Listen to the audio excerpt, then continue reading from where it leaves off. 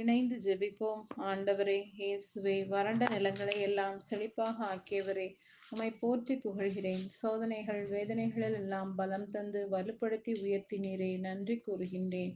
அஞ்சாதீர், உமது மன்றாட்டு கேட்கப்பட்டது என்றும், இஸ்ரேல் மக்களுள் பலரை தம் கடவுளாகிய ஆண்டவரிடம் திரும்பி வரச் செய்வாய் எனவும், இன்றைய இறை வார்த்தைகளால் என்னை அழைத்து உமது கருவியாக பயன்படுத்த ஆயத்தம் செய்கின்ற என் அருள்நாதரே, நன்றி அப்பா.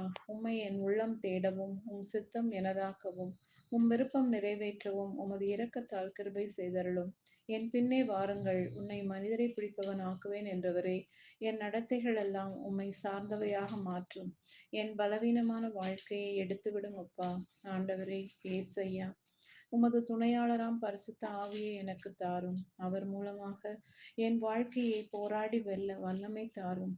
இன்றைய நாளில் என்னை உமது பாதையில் நடப்பவனாக மாற்றும்.